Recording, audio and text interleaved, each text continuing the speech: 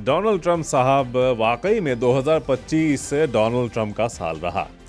Donald Trump के आने से चीजें यकाएक बदल गई। जनवरी में आए इस साल और अब एक साल में उन्होंने इतना कुछ किया है कि पूरी दुनिया त्राहिमाम त्राहिमाम करने लगी है।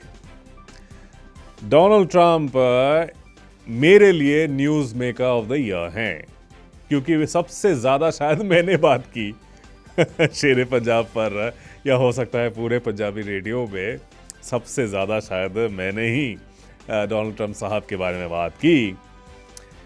और पूरी दुनिया में भी सबसे ज़्यादा बातें डोनाल्ड ट्रंप साहब के इर्द गिर्द ही हुई, क्योंकि वो कारनामा ही ऐसा करें कि मतलब बहुत कुछ उन्होंने बदल दिया। क्योंकि कनाडा में हूँ, इसीलिए दूसरे बड़े न्यूज़ मेकर मेरे लिए रहे mark Carney. In fact mark Carney is the success story of 2025। 2025 की सफलताएं अगर गिनाई जाए तो उसमें मार्क कार्नी साहब का शुमार तो होगा ही, और इनफैक्ट अव्वल नंबर पे मार्क कार्नी साहब का नाम आएगा।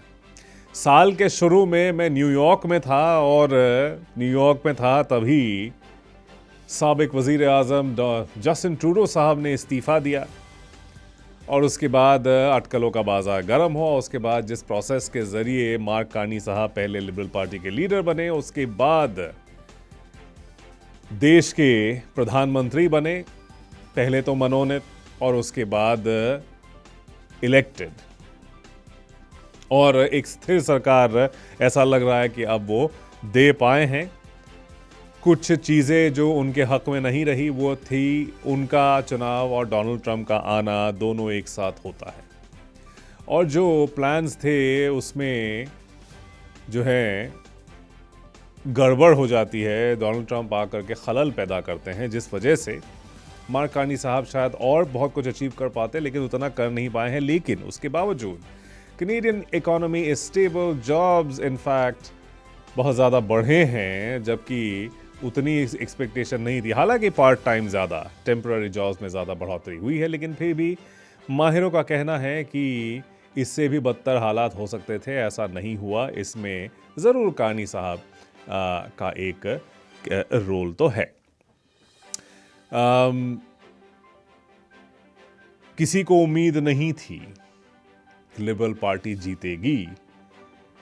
20 पॉइंट्स तक 2 सालों तक लगभग लीड रखने के बाद कंजर्वेटिव पार्टी, ऐसा लग रहा था बहुत लोगों को कि शायद कंजर्वेटिव पार्टी के लिए क्लीन स्वीप वाला इलेक्शन बन जाए। बहुत था उनके हक में, बहुत कुछ चल भी रहा था। लेकिन फिर in an upset of the century, ऐसा किसी ने कहा। कल मैं सीबीसी सुन रहा था, उसमें एक व्यंग्यात्मक कार्यक्रम चल रहा था, उसमें बहुत लोगों का मजाक उड़ाया गया, लेकिन उसमें अपसेट ऑफ द सेंचुरी कहा गया है कि किसी भी डेवलप देश में इस तरह से 20 पॉइंट्स तक आगे रहने के बाद कोई पार्टी हारती नहीं है।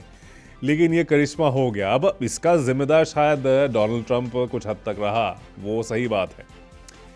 लेकिन याद कीजिए कि जब कार्नी साहब इलेक्शन रैलियां कर रहे थे, या फिर ये जो प्रोसेस चल रहा था, तब ये बातें भी कही जा रही थी कि Carney is not exactly the left-oriented guy that a liberal party normally throws up. और इस वजह से कंजर्वेटिव विचारधारा, या थोड़े से जो इकोनॉमिकली कंजर्वेटिव होते हैं, सोशली नहीं, वो भी थोड़ा सा झुकने लगे उनकी तरफ। और आखिरकार आपने देख लिया, यानी जो तबका उनसे छूट रहा था वो वापस जुड़ गया। यहाँ तक कि एनडीपी वाले भी, ग्रीन पार्टी वाले भी जाकर के लिबरल को समर्थन किए। ये एक अपने आप में एक अनोखी बात थी।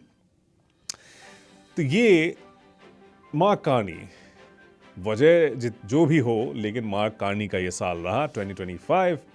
और जस्टिन ट्रूडो पावर से तो हट गए, लेकिन जस्टिन ट्रूडो अभी भी सुर्खियों में हैं।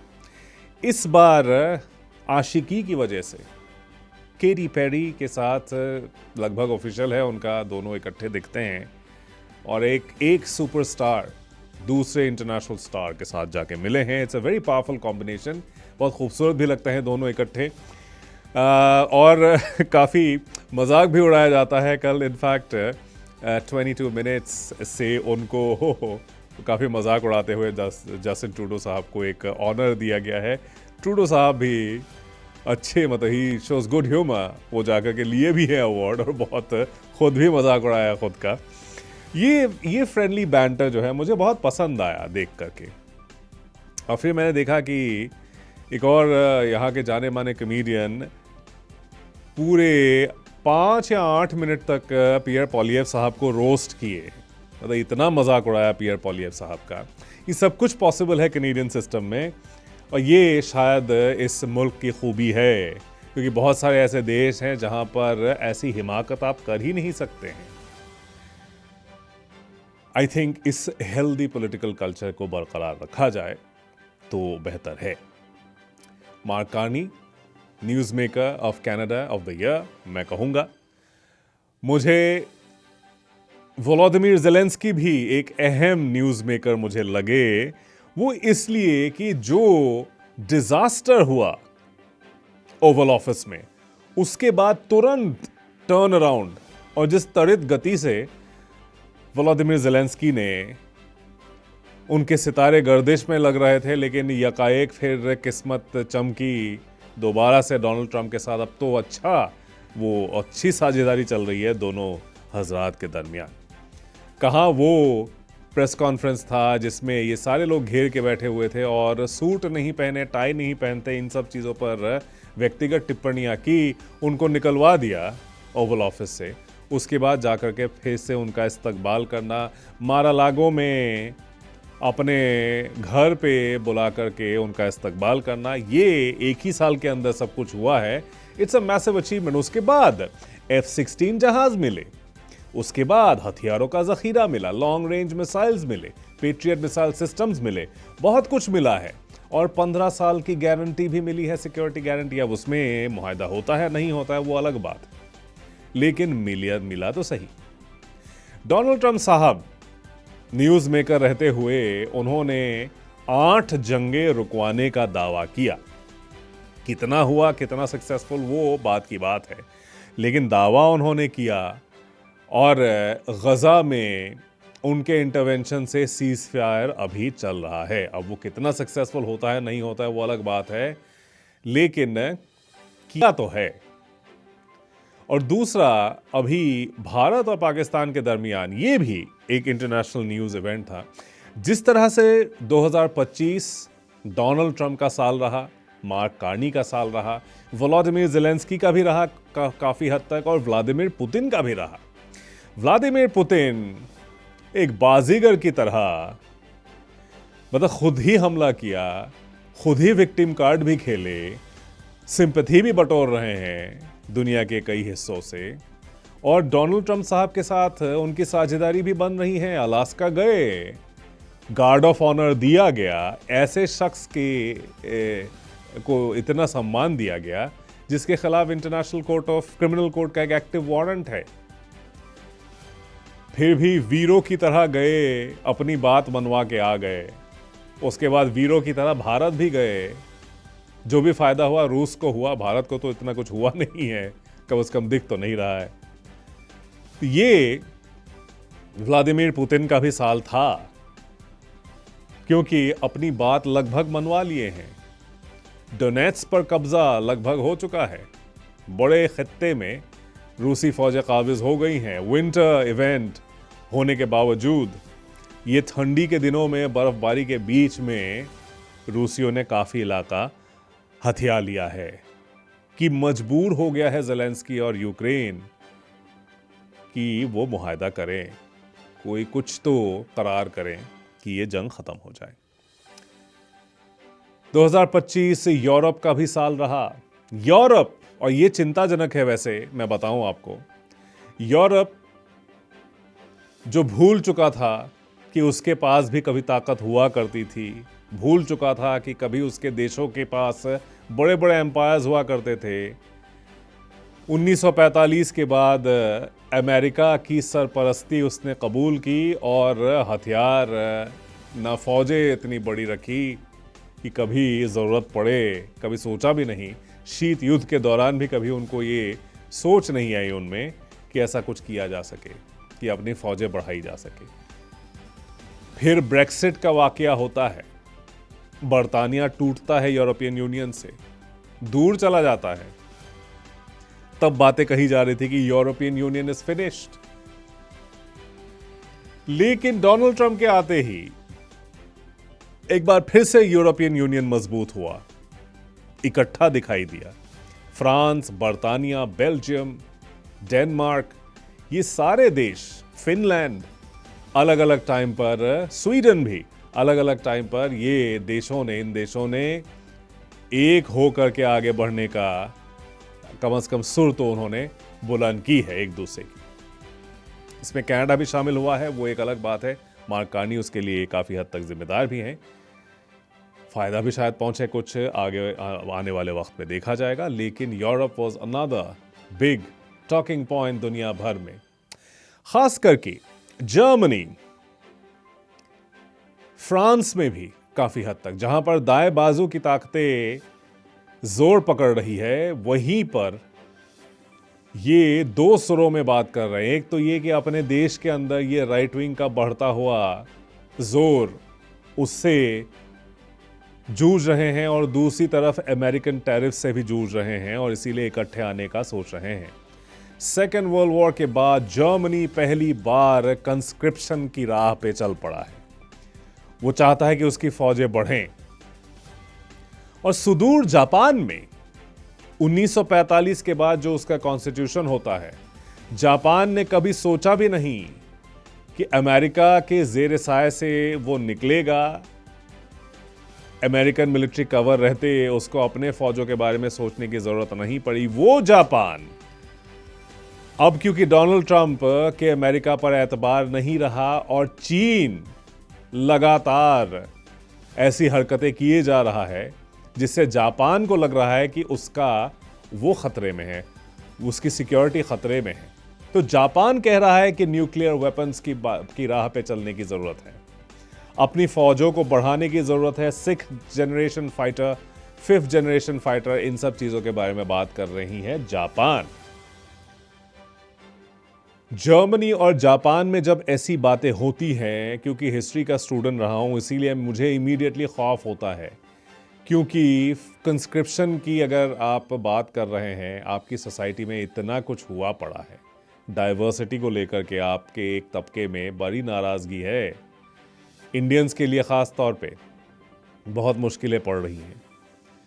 तब आप कंस्क्रिप्शन की बात कर रहे हैं, उधर जापानीज़ न्यूक्लियर वेपन्स की बात कर रहे हैं। तो ये भी 2025 की एक मार्कर रहा मेरे ख्याल से, कि ऐसा कुछ देखा है दुनिया ने जिसका शायद पिछले 80 सालों में, 70-80 सालों में किसी ने सोचा नहीं था, या फिर सोचना बंद कर दिया था। 2025 भारत के लिए इतना अच्छा नहीं गया। भारत में पहलगाम वाला मामला हुआ, उसके बाद ऑपरेशन सिंदूर हुआ, जिसमें हालांकि भारत ने, सरकार ने बहुत कुछ करने की कोशिश की, प्रोपेगेंडा भी किया मीडिया ने, लेकिन फिर भी भारत अलग थलग पड़ गया पूरी इंटरनेशनल कम्युनिटी में। ऐसा लगा उसके साथ कोई खड़ा ही नहीं हुआ इजराइल के अलावा, और कुछ हद तक अफगानिस्तान के साथ ताल्लुकात बेहतर कर पाया है, लेकिन बड़े बड़े देशों के साथ उसके रिलेशंस ख़राब हो गए हैं। यूनाइटेड स्टेट्स के साथ तो बहुत ही ज़्यादा ख़राब चल रहे हैं। कोशिश की दूसरे पिवट पे जाने की, रूस और चीन से ताल्लुकात बेहतर करने की, लेकिन उसमें भी बात कुछ आगे बढ़ी नहीं है। बड़ा कंफ्यूजन सा हुआ पड़ा है।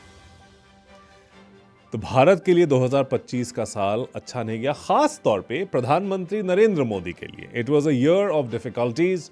इलेक्शंस तो जीते, बिहार में बहुत ही शानदार प्रदर्शन किया, लेकिन उस जीत के बाद जो है जश्न नहीं मना है, लोगों में उत्साह नहीं है, माली हालत खस्ता है। डॉलर 91 रुपए से आगे जा चुका है। हिस्ट्री में पहली बार more than 91 rupees to a dollar, अमेरिकी डॉलर।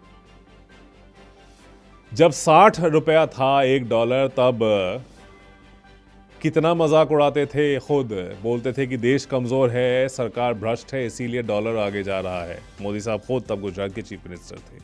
लेकिन अपने टाइम में आते आते 90 से ऊपर चला गया और वो कुछ कर नहीं पाए। इधर उधर की बातें में उलझते रहे। उनकी पूरी सरकार, उनका पूरा तंत्र इधर उधर की बातों में वो उलझा रहा। तो मोदी साहब के लिए साल तो अच्छा नहीं गया। ऊपर से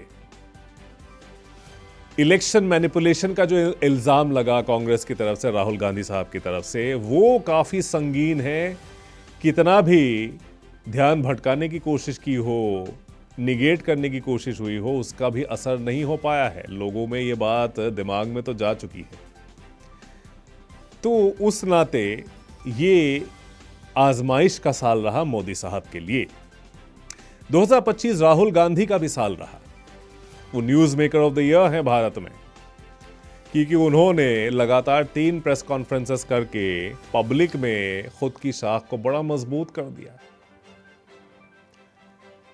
बहुत लोगों को उम्मीद नहीं थी कि राहुल गांधी कुछ ऐसी बात कभी कर पाएंगे, लेकिन फिर भी उन्होंने दोबारा से सोचने पर मजबूर कर दिया।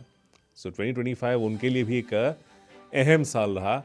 2026 में जो भी हो, लेकिन 2025 में काफ़ी कुछ टॉकिंग पॉइंट्स तो उन्होंने गैदर कर लिए। लोगों में एक सोच ज़रूर पैदा कर दी उन्होंने। और कुछ लोग जो मायूस हो गए थे कि ऑपोजिशन कहाँ है ऑपोजिशन, उनमें एक नई रूह फूंकने का काम राहुल गांधी की वजह से ऑपोजिशन ने ज़रूर किया। जाने से पहले मैं अपनी बात को ख़त्म करना चाहूँगा। 2025 के बारे में हम बात कर रहे थे। जो उपलब्धियाँ रहीं, जो डिसअपॉइंटमेंट्स रहे, उन सब के बारे में हम बात कर रहे हैं। 2025 में जैसे मैंने कहा था, भारत के लिए अच्छा साल नहीं रहा। एक तो ये चुनौतियाँ रही इंटरनेशनली, डोमेस्टिकली भी जो अराजकता का माहौल रहा है अलग अलग स्टेट्स में, ख़ास करके त्योहारों के इर्द गिर्द जो वायलेंस हमने देखा है। कभी किसी मस्जिद पे दावा कर दिया जाता है, कभी किसी चर्च पे धावा बोल दिया जाता है। ये सब चीज़ें हमने बहुत ज़्यादा देखी 2025 में, और इसलिए एक डोमेस्टिकली भी एक चुनौती वाला साल रहा। लिंचिंग्स भी हुए जैसे पहले होते थे, लेकिन वायलेंस अब सिर्फ उत्तर भारत के स्टेट्स तक महदूद नहीं रहा। वायलेंस हमने तमिलनाडु और केरल में भी देखा, जहां प्रवासी लोगों को उनका उत्पीड़न किया गया, उनको मारा पीटा गया। ये एक नेशनल एक फिनोमिनन के तौर पे हमने देखा है। अब एक जो इंटरनल रेसिज्म जो है भारतीयों के बीच, एक दूसरे के प्रति जो नस्लवादी सोच है, वो भी सामने आई। हमने देखा देहरादून में किस तरह से एक त्रिपुरा के एक आदिवासी युवक की लिंचिंग हो गई। और फिर हमने सरकारी तंत्र की नाकामी भी देखी कि जब 9 दिसंबर को ये वारदात हुई, पुलिस ने एफआईआर तक दर्ज नहीं किया। एफआईआर दर्ज हुआ जब वो लड़का अस्पताल में अपनी ज़िंदगी से लड़ते हुए, मौत से लड़ते हुए आखिरकार उसने दम तोड़ा 27 दिसंबर को, तब जाकर के केस फाइल हुआ। उसके बाद जो हंगामा हुआ उस पर फिर वहाँ के मुख्यमंत्री ने टीवी कैमरास बुला करके फ़ोन किया। कितने चिंतित नजर आए। तो सरकारी तंत्र की नाकामी 2025 में भारत की एक बड़ा दृश्य जो है हमने दुनिया भर में हमने देखा। दुनिया भर के भारतीय लोग जो अपने देश पे निगाहें सटाए बैठे हुए हैं, उनको कॉन्फिडेंस तो नहीं मिला ये सब चीज़ें देख करके। उन्नाव रेप मामले में हमने देखा आरोपी को हाई कोर्ट ने सस्पेंड कर दिया, सेंटेंस छूट ही जाते, लेकिन फिर बवाल मच गया और उसके बाद जो है सरकार को फिर जाकर मजबूरन शायद कोर्ट में अर्जी देनी पड़ी कि भाई हाई कोर्ट के फैसले पर हम चुनौती देते हैं, और फिर आखिरकार सेंटेंस सस्पेंड हो गया। ये लगातार हो रहा है। तो 2025 मेरे देश के लिए तो अच्छा नहीं रहा। बाकी इकोनॉमिकली भी बहुत कुछ हुआ है, नौकरियां गई हैं। $38 बिलियन का नुकसान हुआ है अमेरिकी टैरिफ्स के चलते। बहुत बड़ा घाटा हुआ है। बहुत सारे इंडस्ट्रीज में लोगों की नौकरियां गई हैं। इसी वजह से कुछ बड़े उद्योगपति बात करने लगे कि 70 घंटे काम कीजिए। ये सब हमने देखा। धर्म एक अहम कड़ी बन गया है। इंटरनेशनली हम देख रहे हैं कि जिस तरह से डोनाल्ड ट्रंप ने नाइजीरिया पे हमला किया बोलते हुए कि ईसाइयों पर हमले हो रहे हैं, ट्रंप दावेदार रहे, पीस प्राइजेस के नोबेल के दावेदार रहे, जबकि डिपार्टमेंट ऑफ डिफेंस का नाम बदल के डिपार्टमेंट ऑफ वॉर कर दिया। ईरान पे हमला कर चुके हैं, वेनेजुएला पर हमला किए हैं, नाइजीरिया पर हमला कर चुके हैं, सीरिया पर भी हमला किया है। ये बहुत सारी चीजें हुई हैं। तो न्यूज की दुनिया में तो बहुत कुछ रहा बात करने के लिए। पूरे साल हमने शेरे पंजाब में मैंने खुद आपको बताया बहुत कुछ। तो आज अब यहां पर भी एक सरप्राइज हमने देखा। बीसी कंजर्वेटिव पार्टी, जो उन लोगों ने जो कुछ देखा अपने पार्टी में, वो उथल पुथल बीसी की सियासत में, ये भी बहुत दिलचस्प रही। क्योंकि बीसी कंजर्वेटिव पार्टी से लोगों को निकाला जॉन रस्टर्ड साहब ने। पहले उनके इलेक्शन को, मतलब दोबारा लीडरशिप जो उनका रिव्यू था, वो उस पर धांधली का इल्ज़ाम लगा। उसके बाद लोगों के फ़ोन चेक किए गए, एमएलएस के, कॉकस के लोगों के, कि तुम क्या मीडिया में लीक कर रहे हो। शक के बिना पर एलिनोर स्टर्को को निकाल दिया गया, फिर अमेलिया बूलबी को निकाल दिया गया। इससे पहले पार्टी से निकाला गया था डैलस ब्रोडी को। जब उनको निकाला तो टेरा आर्मस्ट्रॉन्ग भी साथ में निकल गई। अलग से जाकर के 1BC पार्टी बनाया। लेकिन जैसा कंजर्वेटिव पार्टी में हुआ, वही सब कुछ 1BC में भी हुआ। जॉन रस्टर्ड साहब की लीडरशिप को लेकर के बहुत सारे सवाल उठने लगे। आखिरकार उनको मजबूर किया गया, पार्टी ने उनको हटा दिया। पहले तो चैलेंज किए, उसके बाद लेकिन उन्होंने बात मान ली। न्यूयॉर्क पे अच्छा सा मैसेज भी दिया है अपने परिवार की तरफ से रस्टर्ड साहब ने, मैंने देखा सोशल मीडिया पर। ट्रेवर हैलफर्ड साहब की अगुवाई में अब कंजर्वेटिव पार्टी बीसी की, वो किस तरह से अपने मुस्तकबिल को सुधारती है, वो देखने लायक होगा। लेकिन इसका जो छोटा संस्करण था 1BC पार्टी, उसमें भी फूट पड़ गई। टेरा आर्मस्ट्रॉन्ग और डैलस ब्रोडी दोनों इतनी अच्छी दोस्त के तौर पे दिख रही थी, एक दूसरे की पुष्टपनाही करने में कोई कसर नहीं बाकी छोड़ी।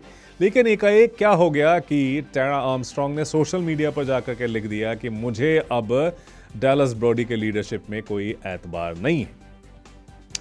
उनको भी पार्टी लीडरशिप से फारिग कर दिया गया और पार्टी स्टेटस खो बैठी लेजिस्लेचर में। तो अब दोनों इंडिपेंडेंट हैं एमएलएस। तो अब 4 इंडिपेंडेंट एमएलएस जो बीसी कंजर्वेटिव से टूटे, वो अब लेजिस्लेचर में बैठे हुए हैं। ये एक आजमाइश का साल रहा कंजर्वेटिव मूवमेंट के लिए। पार्टी की सिर्फ बात नहीं कर रहा हूं, पूरे कंजर्वेटिव मूवमेंट के लिए। पूरे देश में पूरे कनाडा में एक आजमाइश का साल रहा, क्योंकि सोशल कंजर्वेटिव्स और इकोनॉमिक कंजर्वेटिव्स के बीच में खींचातानी चलती रही और हम ज़्यादा इंपॉर्टेंट हैं, हम असली कंजर्वेटिव्स हैं, ये दिखाने की कोशिश भी बहुत होती रही। एक और सक्सेस स्टोरी, एक सरप्राइज सक्सेस स्टोरी मैं कहूंगा। Emily Lowen BC green party की लीडर चुनी गई। 25 साल की है, युवा है और सुर्खियों में है। सोशल मीडिया का इस्तेमाल बखूबी कर रही हैं। किसी भी फेडरल या प्रोविंशियल नेता से ज़्यादा सक्सेसफुल तरीके से एमिली लोवन इस्तेमाल कर रही हैं। उनके रील्स ने आकर के मेरे पूरे टाइमलाइन को भर दिया है। जिस तरह से धुरंधर फिल्म का वो अक्षय खन्ना साहब जो डांस किए, कल भी चलाया था फ्लिपराची का गाना, उसके रील्स आकर के पूरा टाइमलाइन भर गया है मेरा। उसी तरह से एमिली लोवन के वीडियोस भी आजकल भरे पड़े हैं। Emily Lowen is another success story of British Columbia politics. News maker रही, पहले तो चुनाव जीती उस वजह से, फिर बिलियनर्स के और रईस लोगों के खिलाफ जो मुहिम छेड़ दी उन्होंने उस वजह से, फिर डेविड ईबी के लीडरशिप और एनडीपी के खिलाफ जो है उन्होंने परचम बुलंद किया। मेरे शो पर भी आ चुकी हैं, मॉर्निंग शो पर भी आ चुकी है जगदीप जी के, वो कि ये जो इनका पूरा मूवमेंट है उस पर फिर उन्होंने 4 चांद लगा दिए सोशल मीडिया का इस्तेमाल करते। लेकिन आखिर में फिर एफ बॉम्ब का इस्तेमाल कर दिया। यानी एफ वर्ड का इस्तेमाल किया एक वीडियो में, जिससे जो है उनकी शाख थोड़ी सी कमज़ोर ज़रूर हुई। यानी जो बड़ी उम्र के लोग हैं थोड़े से सेंसिटिव होते हैं कि अच्छा ये सब बिना गाली गलौज किए भी हो सकती थी। लेकिन एमिली लोन जो है, अब उनके लिए भी चैलेंज है, पार्टी के लिए भी, कि किस तरह से इस कंजर्वेटिव या फिर एक जो है जो थोड़े से